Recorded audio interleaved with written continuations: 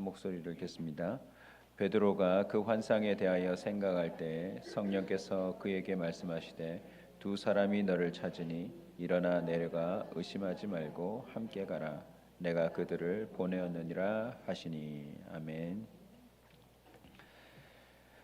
내 말을 멈추고 성령이 말하게 하심을 따라. 어제 월요일에 이어서 오늘 화요일 둘째 날입니다. 내 생각을 멈추고 성령의 생각을 따라. 성령 충만함으로 사는 삶이 바로 이런 삶입니다. 우리는 이제 내 생각만으로 사는 삶을 멈추어야 합니다. 왜냐하면 저와 여러분이 갖고 살아가는 그 생각들을 한번 정리해 보십시오. 틀린 생각들이 너무 많아요. 창세기 3장 6절을 보십시오. 하와가 세상의 선악과를 보고서 먹음직도 하고 보암직도 하고 지혜롭게 할 만큼 탐스럽다 이렇게 생각하고는요, 사단이 넣어주는 그 생각을 따라 먹어버립니다. 그것이 비극의 시작이죠. 저와 여러분의 눈과 귀와 생각을, 그 오감을 자극하는 그 많은 생각들이 매우 심각한 결과를 초래할 수 있다는 거 우리 이미 잘 알고 있잖아요. 독버섯들이 더 화려하게 사람들을, 지나가는 등산객들을 손짓한다는 사실들을 우리 잊지 말아야 합니다. 여기에다가 요한복음 13장 2절에 보면 가룟 유다에게 그리했듯 사탄이 자극하거나 넣어주는 생각들도 있다는 거예요. 이게 뭐 예고된 게 아닙니다. 불현듯 그런 생각이 우리를 사로잡으면 조금 전까지만 해도 예수님의 제자로 살던 자가 바로 그날 예수를 팔아버릴 수도 있다는 게 우리 생각의 위험성입니다. 짧은 생각, 소극적인 생각, 이기적인 생각 등 불순하고 정직하지 못한 생각이 우리 안에 많이 내재되어 있어요. 창세기 20장 11절을 보면 아브라함이 왜 자기 아내를 가는 곳마다 누이라 속입니까? 내 생각에는 죽을까 함이라. 하나님의 언약에 근거하면 아브라함은 이삭을 낳기 전에는 절대 죽지 않습니다. 그런데 말씀을 모르니까 상황별로 드는 생각을 따라 말해버리고 행동하고 살아가더라는 거죠. 그래서 사실은요, 아브라함의 그 생각이 사라를 가장 위험에 빠뜨리는 도구가 되었고, 하와의 그 생각이 자기 남편을 가장 치욕스러운 인류 최초의 타락한 부부로 전락시키고 마는 것입니다. 사람들이 단어를 만들어낸 것처럼 착각, 망각, 망상, 이 모든 잘못된 이 생각들이요, 결국 사람으로 하여금 오판에 이르게 해요. 마태복음 27장 5절에 보면 가룟 유다가 그 은을 성전에다 집어 던져놓고 물러가서 스스로 목매어 죽으니라. 야, 참 비참하지 않습니까?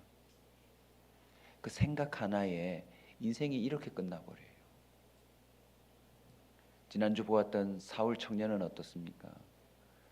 그냥 막 열심히 살아가는데 그 모든 게 잘못된 생각 아니었어요.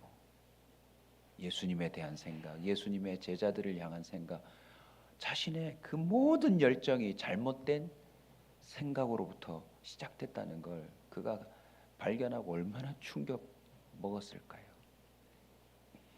창세기 6장 5절입니다. 여호와께서 사람의 죄악이 세상에 가득함과 그의 마음으로 생각하는 모든 계획이 항상 악할 뿐임을 보시고 어떻게 하셨죠? 홍수 심판으로 세상을 쓸어버린 거예요. 우리는 겸손히 인정해야 합니다. 알게 모르게 우리의 모든 생각이요, 악해요. 뭐 할 만큼요? 하나님이 쓸어버리실 만큼. 반면에 성령이 주시는 생각은 완전합니다. 마가복음 1장 12절에 보면 성령이 곧 예수를 광야로 몰아내신지라. 이 장면상으로 보면 이해되지 않거든요. 마귀에게 시험 당하는데 성령이 곧 예수를 광야로 몰아내신지라. 이걸 그냥 풀어서 좀 정돈해 보면 성령이 예수님의 생각을 사로잡아서 광야로 가야 되겠다 하고 그렇게 가게 만들었다는 뜻 아닙니까? 그런데 이것이 바로 공생애를 시작하면서 예수님이 사탄의 시험에 넘어갔던 모든 인류를 대신하는 승리자로서의 그 면모를 보여주는 결정적인 사건이죠. 성령이 주시는 생각은 완전한 인도입니다. 정확한 타이밍입니다. 사도행전 16장 9절에도 보시면 아시아로 전도하려고 가려던 바울 일행들을 성령이 막으시고 못 가게 하시고 환상 중에 마게도냐 사람을 떠올리게 하셔서 손짓하게 하시죠. 사도행전 23장 11절에는 바울의 곁에 서서 너를 비롯하여 너와 함께 가는 이 배에 탄 사람들이 죽지 않으니 그 이유는 네가 끝까지 예루살렘으로 들어가며 또 황제 앞으로 가며 복음을 전할 사명이 있기 때문이라고 일러주는 것입니다. 여러분 보에사라는 말 들어보셨죠? 그 보에사라는 말의 헬라어는 뜻 앞에 파라라는 이 접두하고 붙는데요. 이게 바로 곁에 서다라는 뜻이에요. 성령은 마치 우리 곁에 서서 우리에게 당신의 생각을 말해주시는 분이에요. 성령의 생각은 선합니다. 공의롭습니다. 결국 성령이 주시는 생각은요, 구원에 이르는 생각이에요. 구원에 이르는 생각. 성령의 생각을 따라가면 그 사람은 반드시 구원에 이릅니다. 누가복음 4장 18절입니다. 주의 성령이 내게 임하셨으니 이는 가난한 자에게 복음을 전하게 하시려고. 성령이 임한 이유가 뭐래요? 복음 때문이래요.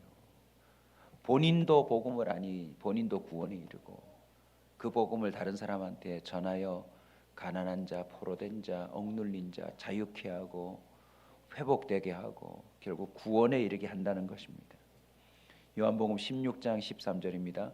그러나 성령이 오시면 그가 너희를 모든 진리 가운데로 인도하시리니. 성령의 생각을 따라가야 할 이유가 무엇입니까? 우리를 진리로 인도하기 때문입니다. 베드로의 예를 한번 보십시다. 오늘 읽으신 사도행전 10장 19절 20절 보시면 베드로가 그 환상에 대하여 생각할 때에 성령께서 그에게 말씀하시되 두 사람이 너를 찾으니 일어나 내려가 의심하지 말고 함께 가라. 내가 그들을 보내었느니라. 베드로는 지금 어떤 생각을 하고 있다는 거죠? 의심하고 있는 겁니다. 의심하고 있어요. 자신의 삶 가운데 일어나고 있는 일들에 대해서 제대로 생각을 못하고 있는 거죠. 우리 마음속에는요, 참 수많은 계산의 도구들이 있어요. 그래서 이런 장면, 또 이런 상황, 이런 경험들이 우리의 삶을 둘러쌀 때 우리는 막 여기저기서 도구들을 꺼내어서 계산하기 시작합니다. 어떤 순간에는 자존심을 꺼내기도 하고 어떤 순간에는 내가 갖고 있는 재능들을 꺼내기도 하고 어떤 순간에는 또 이런저런 관계들을 꺼내기도 하고 대부분 또 마지막엔 돈을 꺼내요. 돈이 있다 없다. 돈이 없으니 안 된다. 돈이 있으니까 이건 할만하다.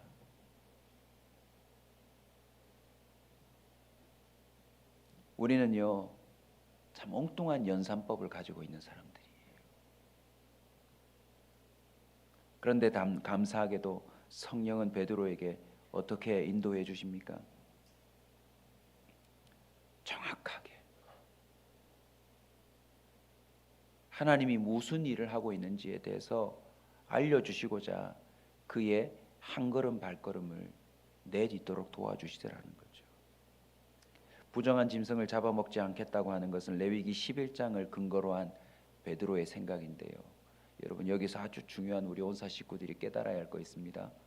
내가 조금 알고 있는 성경으로 나의 잘못된 생각에 근거로 삼을 수 있는 거예요.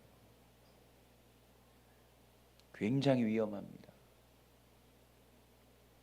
다 알지 못하면서 그래 성경이 이렇게 말했지 하고서는 그걸 가지고 성령을 제한할 수 있는, 지금 이단들도 마찬가지고 사이비도 마찬가지고 교회 안에서조차도 조각으로 알고 있는 성경 구절들을 다 각자 유리한 대로 자기 해석을 통하여서 성령을 가로막고 있는 사람이 꽤 많습니다. 다행스럽게도 진리의 영이신 성령께서 바르게 인도해 주시죠. 이 부정한 짐승을 잡아먹으라는 근본적인 뜻이 뭡니까? 이방인에게도, 네가 부정하다고 생각하는 이방인에게도 성령이 임하는 장면을 보여주려고 지금 베드로를 이렇게 생각을 끌어가고 있는 것이지요. 성령을 따라가면 우리의 사고는 확장됩니다. 우리의 경험도 확장됩니다. 우리의 삶의 모든 누림도 확장됩니다. 결국 베드로가 성령의 그 말씀하심을 따라 자신의 생각을 내려놓고 걸어가죠. 이틀길을 갑니다. 갔더니 세상에 고넬료를 비롯하여서 그 친구들과 수많은 사람들이 모여 있네요. 자초지종을 들어보니 성령이 나에게서만 역사한 게 아니라 저 사람 생각 속에서도 역사하고 있는 거예요. 그래서 이 생각이 딱 맞아 떨어져서 44절입니다. 우리 한번 보실까요? 사도행전 10장 44절 같이 읽습니다. 베드로가 이 말을 할 때에 성령이 말씀 듣는 모든 사람에게 내려오시니, 보십시오. 성령의 생각을 따라가면 성령의 역사가 이어지고 열매를 맺습니다. 우리 교회의 10년의 역사가 이렇습니다. 내 말 내려놓고 내 생각 내려놓고 성령이 하게 하시는 말씀, 성령이 갖게 하시는 생각을 따라가 보는 거, 그게 우리 교회의 목회 방향입니다. 만약 따라갔는데 아닌 것으로 드러나면 우리 말과 우리 생각으로 한 거겠죠. 근데 거기에 성령의 역사가 있고 열매가 있다면 우리는 성령을 쫓은 것이 분명한 줄로 믿습니다. 앞으로도 그리해야 합니다. 전 성도가 교회가 가는 방향을 통하여서 여러분의 개인의 삶 속에도 이런 역사가 일어나야 합니다. 예레미야 선지자가 17장 9절에 말했던 것처럼 만물보다 거짓되고 심히 부패한 게 마음입니다. 우리는 이미 충분히 알고 있습니다. 그래서 우리는 성령의 생각을 쫓아가고자 사모해야 합니다. 주님, 제 생각은 순수하지 못합니다. 은근히 이기적입니다. 계산적입니다. 정직하지 못합니다. 뭔가 오점이 있습니다. 착오가 있습니다. 불쌍히 여기시고 성령이여 나를 이끌어 주시옵소서. 성령의 사람에게는요, 반드시 성령이 주시는 생각이 있습니다. 이것이 바로 하나님의 자녀에게 나타나는 분명한 증거이기 때문에 그렇습니다. 아무리 강조해도 지나치지 않는 성령 구절, 로마서 8장 16절. 여러분 이런 구절들은 꼭 기억해 두십시오. 성령이 친히 우리의 영과 더불어 우리가 하나님의 자녀인 것을 증언하신다. 이 친이라는 말이 너무너무 감사한 표현입니다. 그래서 제가 우리 온사 식구들에게 계속 도전하잖아요. 교회 다니는 것만으로 해결되지 않습니다. 여러분 속에 성령이 친히 여러분의 영과 더불어 여러분이 하나님의 자녀라는 증거를 제시해 주셔야 돼요. 그게 뭡니까? 내 생각 내려놓고 성령의 생각 살도록 이끄시는 겁니다. 그래서 우리끼리도 막 놀라야 돼요. 저 사람이 저런 사람이 아닌데 어떻게 저런 생각을? 그런데 그 생각의 열매가 그 생각을 또 증명해 주거든요.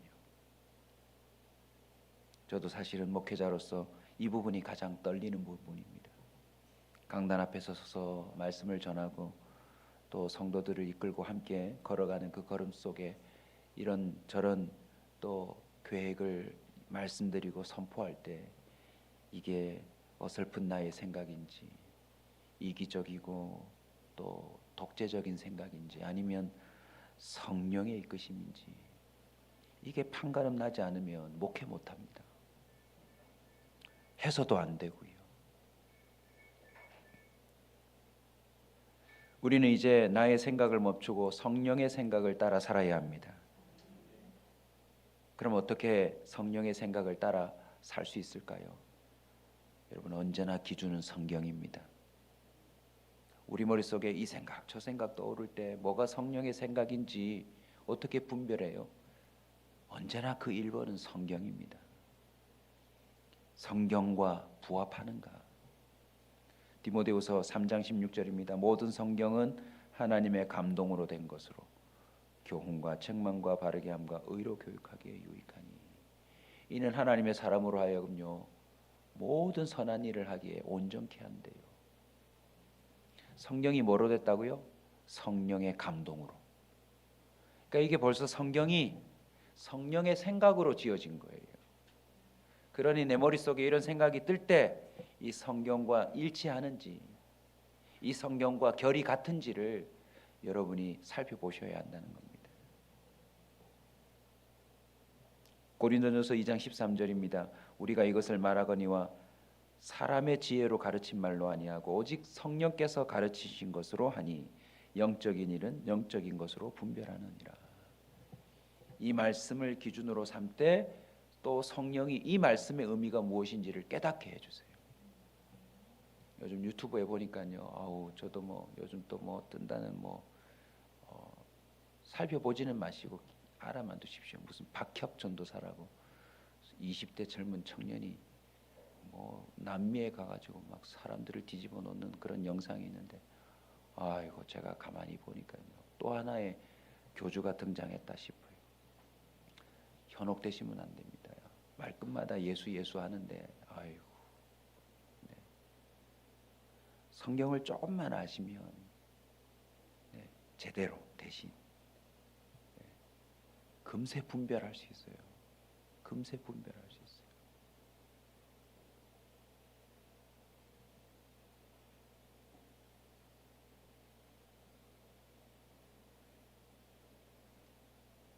계시록 2장 29절입니다. 귀 있는 자는 성령이 교회들에게 하시는 말씀을 들을지어다. 성경의 마지막 책 계시록에 계속 이 표현이 반복됩니다. 귀 있는 자는 성령이 교회들에게 하시는 말씀을 들어라. 이 마지막 시대 결국 우리 온사 성도들은요, 내 생각 내려놓고 성령의 생각을 쫓아 살아가는 삶의 단계까지 올라가지 않으면 답 없습니다. 답 없습니다. 또 다른 교회가 개척되고 뭐 세상에 얼마나 좋은 교회들이 많은지 그 교회를 가도 소용이 없어요. 본인이 성령의 생각을 쫓지 못하면.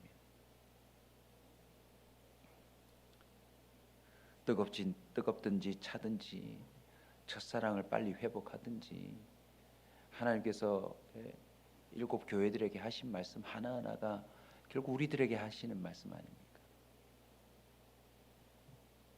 성경을 기초로 삼아 내 머릿속에 떠오르는 생각 하나하나를 분별하는 우리 모두가 되시길 주의 이름으로 축원합니다. 그리고 성경에 있는 예를 따라 또 기도하면 됩니다. 주님, 이렇게 베드로가 의심할 때 성령이 도와주셨잖아요. 성령이 안 도와주시면 베드로 못 가는 거잖아요. 그죠? 지금 배에 모든 사람들이 침몰하는 과정 속에 죄수들을 다 죽이고 도망치지 못하게 하려고 하는 순간에 바울의 곁에 서서 그날 밤에 아무도 죽지 않는다 성령이 말씀해 주시고 가야 할 바를 선포하게 하지 않으며, 그게 바울이 한 겁니까? 성령이 친히 도와주신 것이지. 우리에게도요, 성령이 친히 도와주시는 그 증거들이 나타나야 합니다. 이 일은 이렇게 해라, 이 일은 이렇게 처리해라.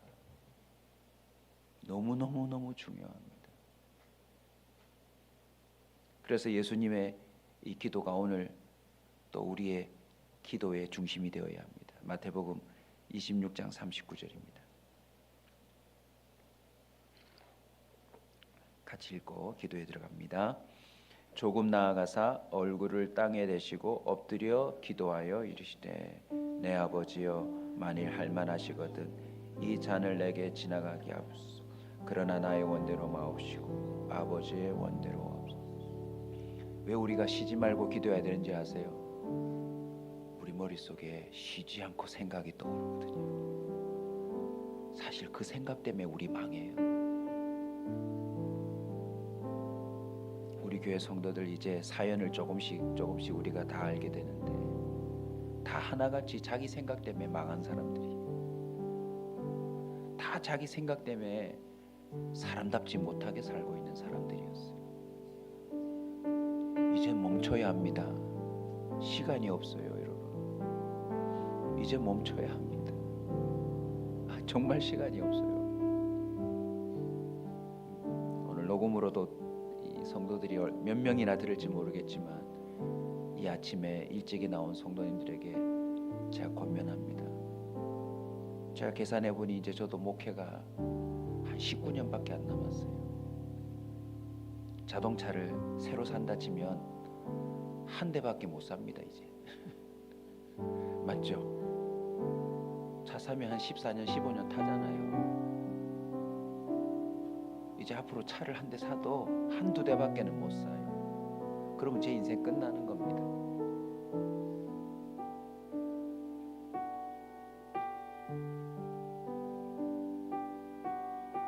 원로가 되려면 한 교회에서 20년을 목회해야 되는데 이제 몇 년만 지나면 저는 또 온사교회에 뼈를 묻어야 돼요. 딴 교회도 못 갑니다. 기회가 없어요. 시간이 많이 없습니다. 우리 전도사님 이제 몇 개월 뒤에 은퇴하시고 우리 장로님 이제 연세로 치면 아마 내년쯤 아마 은퇴하실 거예요. 우리의 삶이 노을이 지고 있어요. 그래도 저는 괜찮아요. 10년 동안 도전해봤거든요. 내 생각 내려놓고 나의 안전지대에서 벗어나서 오직 주님의 생각으로만 한번 살아보자 해서 10년의 열매가 있으니 저는 지금 죽어도 여한이 없어요. 근데 제가 우리 성도들을 유심히 보니까 너무 안타까워요. 아직도 자기 생각을 못 내려놨어. 아직도 자신의 말투를 가지고 살고 있으니 삶의 진전이 아니라 막 위태위태해요. 또 막 이상한 생각을 자꾸 막 이렇게 뻗어가면서 막 이렇게 사고를 치려고 하는 사람들도 있거든요. 가장 강력한 성경의 예들이 가장 축적되어 있는 이 마지막 시대에 살고 있는 저희들이 이제는 과감하게 내 생각 내려놓고 내 말 내려놓고 뭐든지 성령이 가라면 가고 서라면 서고 그렇게 해볼 때요 눈에 보이지 않던 하나님이 시퍼렇게 살아계시다는 거예요. 내 곁에 서 계시다. 아니 내 안에 거하세요. 내 안에 거하세요. 그분을 따라가야 우리의 인생은 아름답게 마무리됩니다. 아름답게 마무리됩니다. 나의 원대로 마옵시고 아버지의 원대로 되옵소서. 이 기도에서 승부가 안 나면 우리는 십자가를 거부해 버릴 겁니다. 그 앞에서 지나쳐버리고 우리가 가고 싶은 화려하고 높고 사람들이 칭찬하는 그 자리에 서버리고 말 거예요. 이 시간 내 곁에 서서 나를 붙들고 계시는 주님을 찬양하고 우리 기도합시다.